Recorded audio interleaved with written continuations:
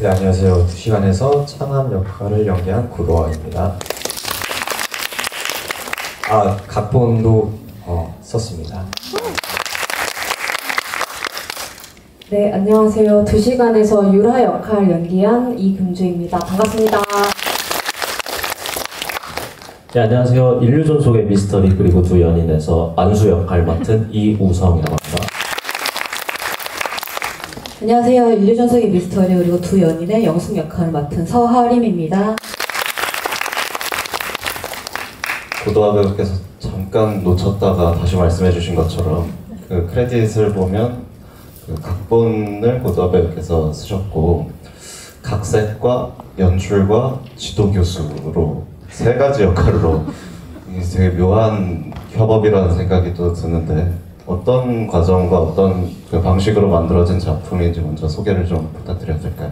네, 이게 한국영화 아카데미라는 영화 교육기관에서 배우 전공 과정이 있어가지고요. 카파 액터스라는 이름으로 진행되는 과정이 이제 제작 워크숍이라는 수업이 있었고 거기서 이제 배우들이 직접 각본을 쓰고 연기를 하고 스텝으로도 참여를 하고 저는 강사로 이제 그 수업에 들어가서 연출만 하고 뭐 각색 간단하게 해가지고 뭐 이런 일들을 했죠. 그 과정에서 이제 배우들 한 명 한 명이 이제 시나리오를 각자 썼는데 그 중에 저희가 두 편을 선정을 해서 한 편은 이제 전주에서는 상영을 하지 않았지만 그 중에 한 편이 이제 이 고도화 배우가 쓴 2시간이라는 각본이었고 그거를 이제 다 같이 찍게 됐죠. 고도화 배우님께서는 어떤 아이디어에서 출발한 이야기인지 말씀 부탁드리겠습니다. 일단 제한 조건들이 있었어요. 저희 배우 6명인데 액터스 과정이 그 중에서 3명이 출연을 해야 된다. 그리고 이틀 안에 찍어야 된다. 그리고 제한된 어떤 제작비도 있었고 그래서 그 안에서 쓸 수 있는 이야기를 좀 써야 되는 게 있었어요. 그래서 그 안에서 내가 뭘 쓸 수 있을까 고민을 하다가 예전에 제가 배우들이 뭐 투잡, 쓰리잡 하잖아요. 그래서 대리운전을 하면서 팁을 준다고 하고 도망간 어떤 승객? 고객이 생각이 났던 거죠. 그래서 만약에 내가 그 고객한테 팁을 받으러 갔으면 어땠을까라는 어떤 아이디어에서부터 시작을 했고 주변에서 제 개인적인 어떤 얘기를 해야겠다는 생각이 들었는데 저는 잘난 형이 있어요. 항상 비교를 당하고 집에서도 온전한 내 자신의 모습으로 이제 평가와 이런 것들을 받지 않는 것 같은 느낌이 너무 들고 어떻게 하면 인간이 가지고 있는 어떤 조건들이 아닌 그 인간 그냥 본연으로 받아들여졌으면 좋겠는데 현실은 그런 것 같지 않고 뭐 이런 것들이 계속 이제 충돌했던 것 같아요. 거기 안에서 이런 시나리오가 나오지 않았나라는 생각이 듭니다. 이금주 배우께서는 이 비장한 이야기에 어떤 인상을 좀 느끼셨고 어떻게 합류하게 되셨는지 또 말씀 부탁드리겠습니다. 네. 저희가 아까 말씀드렸다시피 두 편이 선정이 됐는데 이제 6명의 배우가 모두 오디션을 받고 근데 사실 저는 이제 다른 영화의 캐스팅이 될 거라고 생각을 했거든요. 왜냐면 유라라는 역할이 저랑 되게 정반대의 인물이라고 생각을 했고 이제 저희 남봉도와 언니가 굉장히 잘 어울린다고 생각을 했기 때문에 나는 이 역할에 안 어울릴 거야 생각을 했는데 감독님이 저를 믿고 이제 맡겨주시게 됐고 그래서 이 유라라는 인물을 어떻게 그리면 좋을까 나랑 너무 다른 인물 같은데 그래서 사실 처음엔 되게 어려웠던 것 같아요. 왜냐면 저는 엄청 신중한 편이고 생각도 많은 편이어서 이렇게 단순하게 툭툭 어떤 동기로 나가는 사람이 아닌데 되게 속에서부터 다르다고 느꼈거든요. 그래서 그런 과정들을 계속 채워나가면서 감독님과 이야기도 하고 또 현장에서 또 발견한 부분들도 있고 그랬던 것 같습니다. 네. 그래서 저는 그 한정된 공간에서 잘 모르는 사람들이 이제 같이 있을 수밖에 없고 또 서로 알아가게 되는 이 대화를 보게 되는 게 굉장히 즐거웠는데 그냥 단편 영화를 좀 보다 보면 대화를 좀 들으려고 치면은 막 뭔가 사건이 벌어진다거나 누가 막 화를 내고 나가버린다든가 최악의 경우에는 막 누가 죽어버린다든가 대화를 들을 수가 없다 도저히 그러니까 느낌을 좀 받고 있었는데 이 영화에서는 그렇게 너무 긴장되지도 않고 너무 이완되지도 않은 그 어떤 텐션을 유지하는 상태로 듣게 되는 그 대화의 즐거움이 있었거든요. 촬영 전 단계에서 좀 많은 것들을 공유하고 연습하는 과정이 있었을 거라고 또 좀 짐작이 되는데 어떤 것들을 좀 공유하셨고 이야기를 나누셨는지 말씀 부탁드리겠습니다. 일단 말씀하신 것처럼 어떤 대화가 주가 되는 시나리오이기도 했고, 그래서 그리고 제가 수업을 하면서 배우 친구들에게 했던 얘기 중에 하나가 그 영화를 하고 뭐 연기를 하고 하다 보면은 너무 자기 자신에 대해서 몰입하게 되는 경우가 많은 것 같더라고요. 근데 영화라는 게 어쨌든 공동 작업이고 뭔가 각자가 서로 다른 생각을 가진 사람들이 서로를 통과시키면서 상대방을 자기 자신한테 통과시키면서 이루어지는 작업이라고 생각하기 때문에 그런 이 대화가 어떤 굉장히 자성적인 어떤 모놀로그의 어떤 대사들이 오고 가는 게 아니라 정말로 서로가 서로를 방해하면서 그리고 서로가 서로를 뭐 지체시키고 방해하고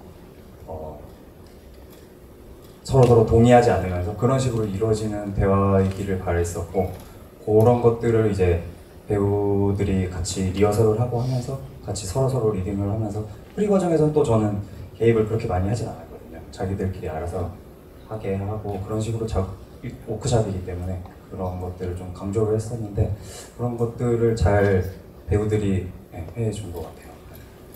배우분들은 좀 어떠셨나요? 아무래도 이게 일방적인 어떤 흐름은 아니고 좀 변주가 생기는 구간도 있고 좀 주도권이 바뀐다고 느껴지는 어떤 구간들도 있고 좀 어떤 것들에 좀 중요하게 생각하면서 이 하나의 대화, 하나의 어떤 상황을 좀 이어가고자 했는지 좀 촬영 전에 공유한 것이나 뭐 같이 이야기한 것들이 있다면 말씀 부탁드리겠습니다.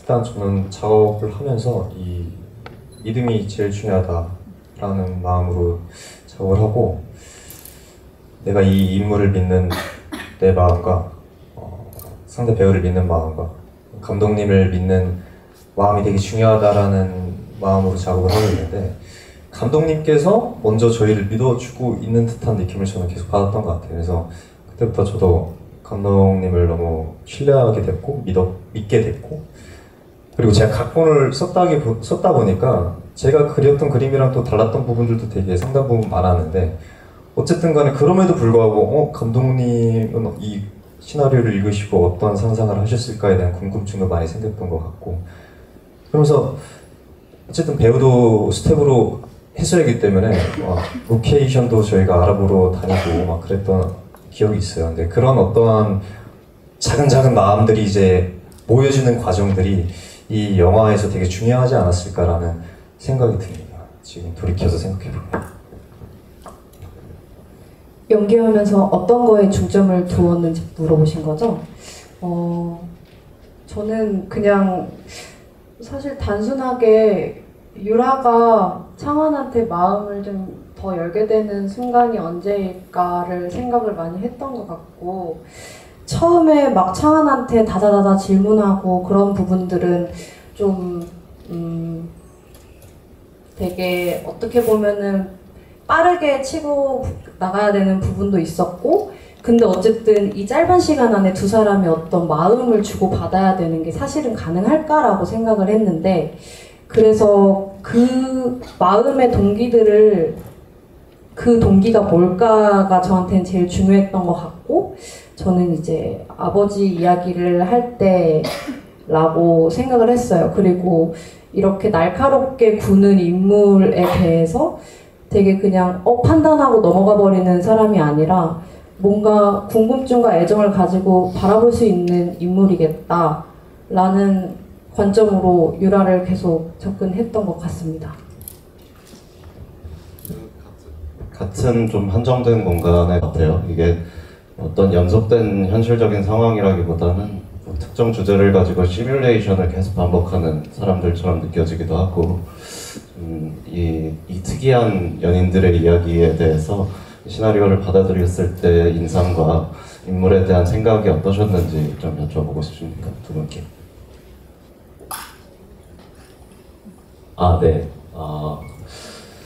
시나리오를 받았을 때 저는 지금 감독님이 안 계시지만 감독님이랑 세 번째 이제 같이 한 건데 감독님이 시나리오가 항상 잔잔한 대화 속에 있는 어떤 요상한 생각들인데 이번에는 그게 달아있는 것 같아가지고 너무 반가웠습니다.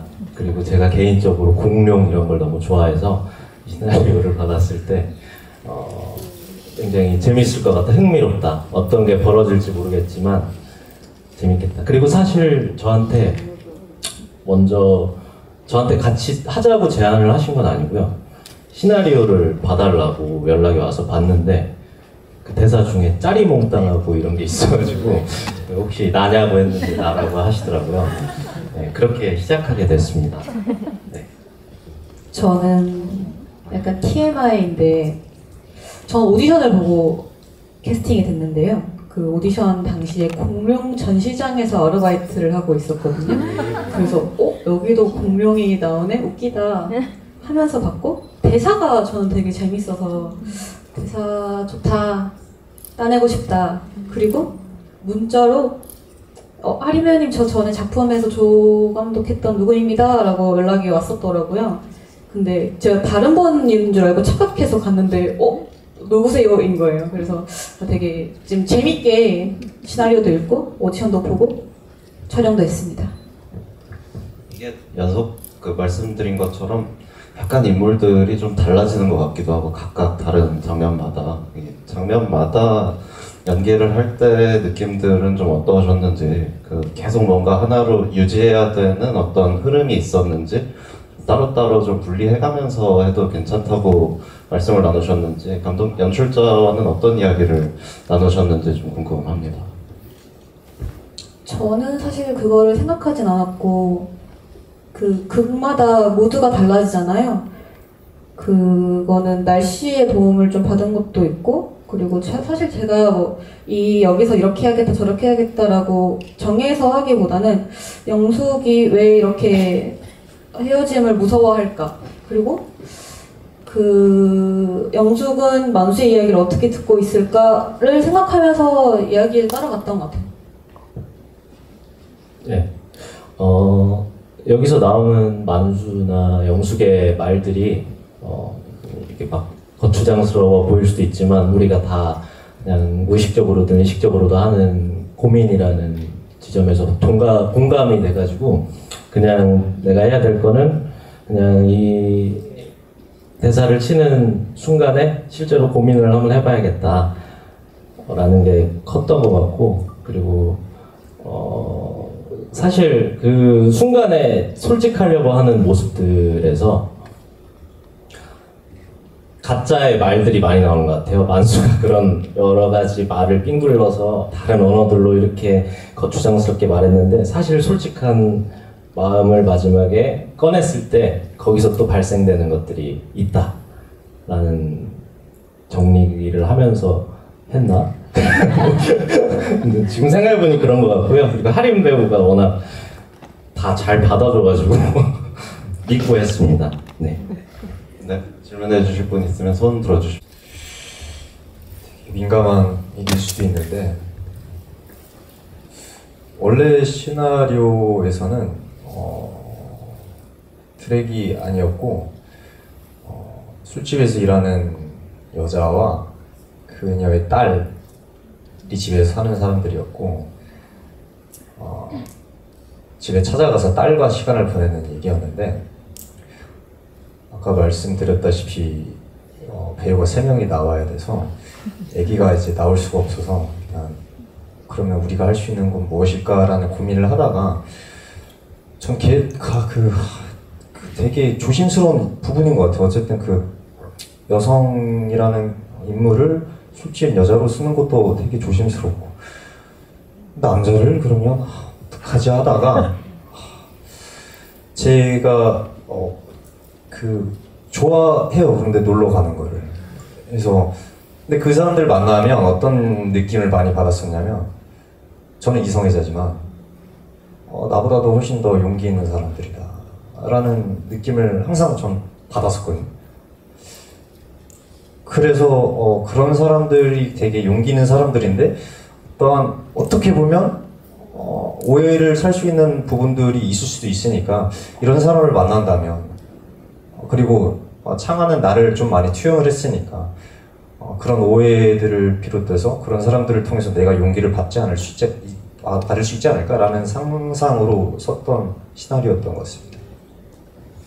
감사합니다. 저희 아쉽지만 정해진 시간이 다 지나버려서 이 자리는 이것으로 마무리하도록 하겠습니다. 나와주신 감독님과 배우분들께 다시 한번 큰 박수 부탁드립니다.